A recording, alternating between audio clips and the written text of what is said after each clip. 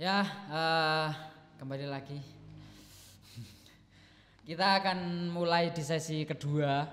Tadi sudah sesi pertama membahas secara umum pemuda, kita akan lebih spesifik ke sesi pertama atau pembahasan mengenai akal pikiran pemuda, seorang pemuda.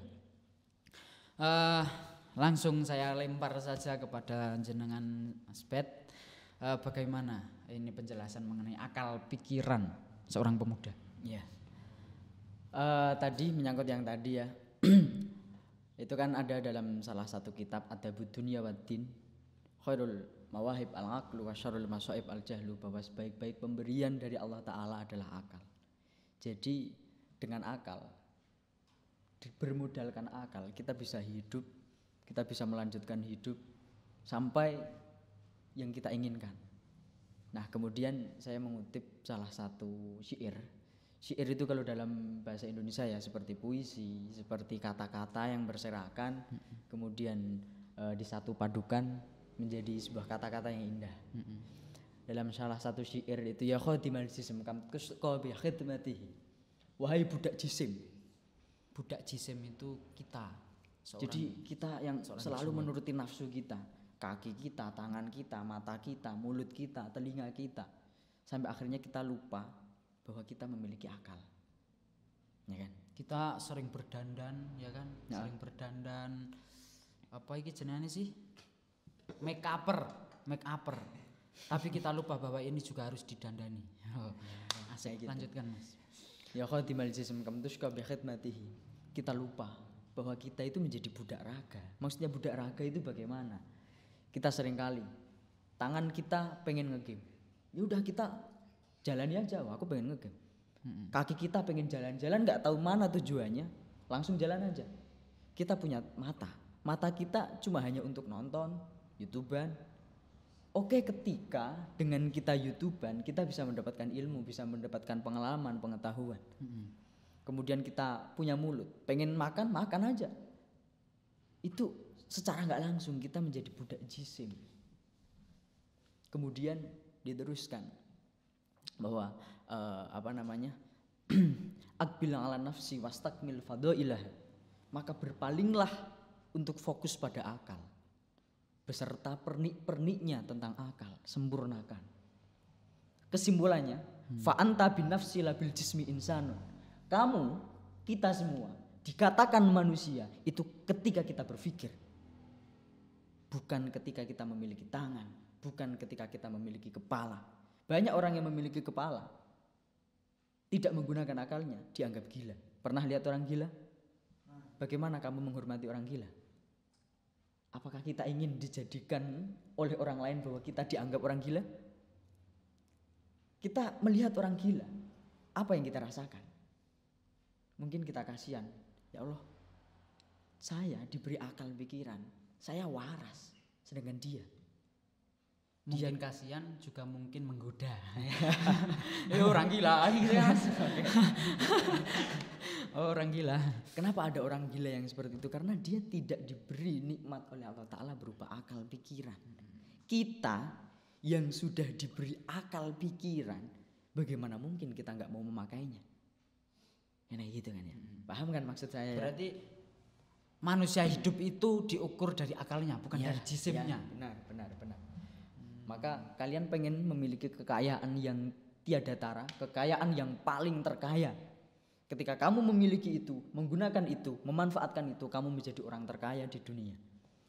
Sahabat Ali pernah mengatakan bahwa di situ memberikan wasiat atau memberikan nasihat. Ya bunayya ihfad ani arbangan wa arbangan. Saya memberikan 4 nasihat kepadamu. Fala yaduruka ma'amilta ma'ahunna. Kamu tidak akan mendapatkan bahaya dalam hidup manakala kamu mentaati 4 hal ini. Yang pertama, wa aghnal ghina al-aqlu. Bahwa paling mewahnya atau kemewahan yang paling mulia yang kita miliki adalah akal. Itu kemewahan yang paling luar biasa. Di dunia ini, orang yang terkaya pasti karena dia menggunakan akalnya. Orang yang paling terkenal di dunia pasti dia karena menggunakan akalnya. Tapi orang yang jarang menggunakan akalnya untuk berpikir, Pasti. Dia mati, tapi dia jalan-jalan. Jadi ada makalah layamutu walayahya, tidak bermutu menghabiskan biaya. Gitu kan ya. Itu terjemahan ngaconya kayak gitu ya. Tapi terjemahan aslinya dia tidak hidup, tapi juga tidak mati. Bagaimana nasibnya? Dia dikatakan mati, tapi kok bisa jalan-jalan, bisa makan. Dia dikatakan hidup, tapi dia melakukan apa? Ya kayak gitu. Ketika sendiri buka HP. Ketika rame-rame, kita juga masih buka HP. Lalu HP kapan? adalah segalanya. Ya, HP adalah segalanya. Jadi saya ingat gini Mas, yang pernyataan siapa? Pramudia Anantatur. Pramudia Anantatur itu sastrawan Indonesia yang sangat terkenal, sangat terkenal. Tidak ada yang tidak mengenal dia. Orang yang berkali-kali dipenjara karena tulisannya di era reformasi ya, era Orba. Ya. Gini perkataannya gini. Aku lebih mempercayai ilmu pengetahuan tanda kutip akal. Ya. Karena di dalamnya ada kepastian yang bisa saya pegang. Jadi karena akal itu kita bisa lihat kalau itu pasti, sudah pasti itu loh. Iya. Daripada yang digantungkan terus ya kan? Iya. Yang digantungkan terus. Biasanya kan pemuda-pemuda sekarang lebih mementingkan sesuatu yang digantungkan daripada yang sudah pasti. Padahal dia juga memilikinya. Iya kan? Benar. Akal, dia juga memilikinya. Tapi dia lebih mementingkan sesuatu yang membuat dia itu gelisah, resah, gulana, gundah, asekah. Itu harus memperbaiki akalnya ya kan Mas? Harus memperbaiki akalnya karena sudah pasti. Kita itu memiliki yang pasti. Kenapa harus sesuatu yang tidak pasti ya kan? Kita harus memperbaiki itu dulu. Tapi sebelumnya gini Mas, tadi ada tiga pertanyaan. Iya. 3 pertanyaan yang perlu kita diskusikan. Yang pertama, bagaimana cara pemuda itu bisa ikut andil di dalam masyarakat, di dalam masyarakat. Caranya itu bagaimana? Sedangkan kebanyakan di tingkat pemuda itu kan masih kurang berjalan-jalan, berjalan-jalan lah. Maksudnya kurang pengalaman atau bagaimana lah. Nah, itu bagaimana caranya? Bagaimana caranya ikut andil itu? Pertanyaan dari siapa itu? Dari Mas Irham. Oke. Terima kasih Mas Irham karena sudah mengirim orangnya di sini. Terima kasih pertanyaannya. Silahkan ditanggapi Mas. Jadi kalau menurut saya pribadi ya, bagaimana agar kita sebagai seorang pemuda itu bisa memiliki kontribusi dalam kehidupan manusia, kehidupan lingkungan. Menurut saya pribadi, pertama yang harus dilakukan oleh seorang pemuda adalah menggunakan akalnya. Bagaimana menggunakan akalnya? Bagaimana merepresentasikan akal dalam kehidupan? Langkah pertama yaitu adalah berpikir.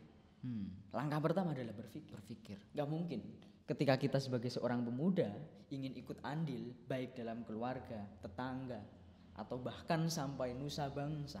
Gak mungkin ketika kita gak mau berpikir. Yang pertama kali harus dilakukan itu adalah berpikir. Nah, berpikir di sini itu mungkin banyak sekali para ilmuwan, para tokoh yang memiliki quotes tentang berpikir. Sebenarnya banyak sekali. Banyak sekali. Kalau kita tahu. Ya. Sayangnya tidak tahu. Saya tidak tahu. Iya. Jadi dengan kita belajar, dengan kita disiplin belajar, baik itu belajar ilmu umum atau ilmu agama, itu sudah menjadi seorang pemuda yang memiliki keinginan kuat untuk bisa berkontribusi pada lingkungan, minimal pada diri sendiri. Belajar itu yang terpenting. Belajar ya. Karena Imamuna Asy-Syafi'i itu tadi syair di atasnya itu ada sebenarnya. Waman lam yaduk murrat ta'allum. Salah ketika seseorang tidak pernah merasakan pahitnya belajar. Belajar pahit ya. Ada yang merasakan belajar, belajar itu seenak ngegame, enggak ada. Belajar itu seenak jalan-jalan. Enggak mungkin. Belajar itu seenak mendaki. Enggak mungkin juga. Karena belajar itu pasti pahit. Pasti pahit, pasti berat. Ya, kan? Pasti lebih berat dari rindu Mas. Jadi kalau ada yang bilang rindu itu berat. Kondisi berarti harus tahu Sinawi gitu. Ya tahu mungkin. Sinawi gitu mesti. Karena lebih pahit dan lebih berat itu. Lebih pahit, lebih berat. Godaannya banyak sekali. Udah malas. Waktu belajar semangat aja ngantuk. Dan seterusnya pasti banyak godaan. Tapi Imamuna Asy-Syafi'i ingat ini, ketika ada seseorang yang tidak pernah merasakan pahitnya belajar. Paham sampai sini? Paham? Paham ya? Ada yang tidak paham? Paham, oke. Jadi tidak pernah merasakan pahitnya belajar sangatan dalam satu masa, dalam satu waktu, atau dalam apa ya, sekian detik gitu lah ya, nggak usah lama-lama ya. Dalam sekian detik dia tidak pernah merasakan pahitnya belajar. Hati-hati. Tajarra'a dzullal jahli. Dia akan apa namanya, merasakan pahitnya kebodohan tula hayatihi, sepanjang hidupnya sampai di hari tua. Makanya ada muncul getun itu dimburi. Ya. Dimburi. Getun itu di belakang ya kan. Enggak ono ya Menyesal. getun di Yang namanya menyesal itu di belakang. Tapi kalau kita mau berpikir optimis, sebenarnya tidak selamanya menyesal itu di belakang. Kadangkala menyesal itu juga di depan. Artinya apa? Menyesal itu menjadi awal perubahan. Orang mau berubah, orang mau reformasi, mau merevolusi diri ketika dia menyesal. Artinya menyesal itu menjadi langkah pertama ketika dia ingin berubah. Ya kan? itu Menyesal. bagi orang yang optimis. Optimis, ya. Jadi keinget lagi ini soal optimis, Mas. Oke. Kata-katanya Mark Twain, Ya, Mark Twain, seorang ya, penyair, penyair. filosof. Dia bilang gini, tidak ada pemandangan yang lebih menyedihkan daripada pemuda yang pesimis. Berarti pemuda yang pesimis sangat-sangat menyedihkan. Sangat-sangat menyedihkan. Lebih menyedihkan dari diputus pacarnya. Iki soal pemuda, Mas. Jadi ya saya sambung-sambungkan di Oke, boleh, ya kan, boleh. percintaan. Nanti saya sambungkan lagi di games juga. Oke. Nah itu jadi apa namanya? Kita sesekali harus merasakan pahitnya belajar. Kalau belajar kok pahit, belajar kok susah, belajar kok berat, ya wajar. Maklumi aja. Yang namanya belajar pasti berat. Kita mending susah di masa muda atau susah sampai hari tua. Coba kalian pilih. Ada yang tahu Monkey D. Luffy? Luffy, One Piece. One Piece. Oke. Kalau ada yang suka One Piece, Monkey D. Luffy itu pernah mengatakan. Ini kartun. Luffy loh iya. Seorang Luffy kartun, tokoh kartun pernah mengatakan bahwa hidup ini pilihan. Manakala kamu tidak memilih, itu adalah pilihanmu. Ini Monkey D. Luffy. Jari Hanif Tite gini, Mas. Oke, boleh. Hidup itu pilihan, tapi sebelum memilih harus memilah. Oke. Karena nanti suatu saat kalau tidak memilah dan memilih akan beralih. Mas. Oke. Tapi kita saking serunya gini, Mas, saking serunya ini sudah 13 menit. Mas. Padahal belum selesai ini. Bagaimana ini? Oke, nanti bisa lanjut sesi berikutnya masih dalam asik akal. Oke, masih dalam akal. Enggak masalah ya, ini break sebentar, nanti kan kalau ngantuk kan yang susah kan saya juga ya kan, siapa yang mau mendengarkan ya kan. Jadi ini sesi kedua, sebentar kita break sebentar, habis itu lanjut masih di akal dan pikiran karena Iya, kita belum selesai, nanti selesai. gantung ya, Iya, nanti nanti gantung. gantung. Oke, kita kembali setelah pariwari berikut ini.